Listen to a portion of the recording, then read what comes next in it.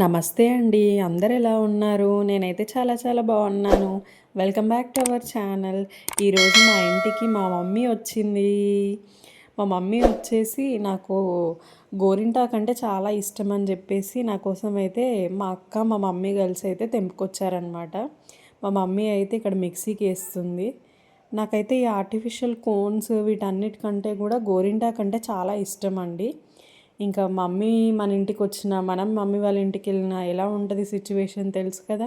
ఏ పని ముట్టం, ఇంకా అన్నీ మమ్మీ మీదే వేసేస్తాము. ఇంక ఇక్కడ ఇవన్నీ మార్నింగ్ టిఫిన్ చేసిన గిన్నెలండి, అవన్నీ తోమేసి ఇక్కడ వంట అయితే చేస్తూ నాకైతే అక్కడ మిక్సీ అయితే పడుతుందండి.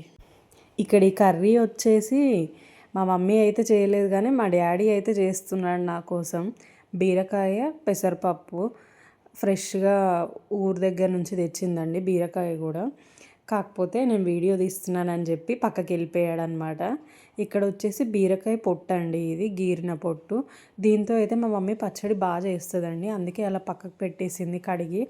ఆ పచ్చడి చేసే వీడియో అయితే నేను తీయలేకపోయాను కానీ పచ్చడి మాత్రం బాగా వచ్చిందండి. ఇదే ఆ బీరకాయ పొట్టు పచ్చడి అనమాట. దీంట్లో కొంచెం చింతపండు వేసి అయితే చేస్తుంది మా మమ్మీ, చాలా చాలా బాగుంటుందండి. మమ్మీ అయితే అక్క వాళ్ళ ఇంటి దగ్గర నుంచి అయితే వచ్చిందనమాట నా దగ్గరికి.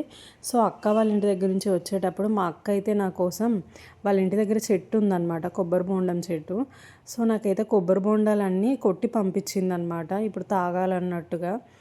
నెక్స్ట్ ఇక్కడ వచ్చేసి మా అక్క అయితే మరమరాల లడ్డూలు అంటారు చూడండి, అవి చేసి పంపిందనమాట, బెల్లంతో చేసి పంపింది. నెక్స్ట్ ఇంకా మా మమ్మీ అయితే ఆయిల్ పెట్టేసింది, మంచిగా లడ్డు తింటూ నేనైతే రిలాక్స్ అవుతూ ఉన్నానండి.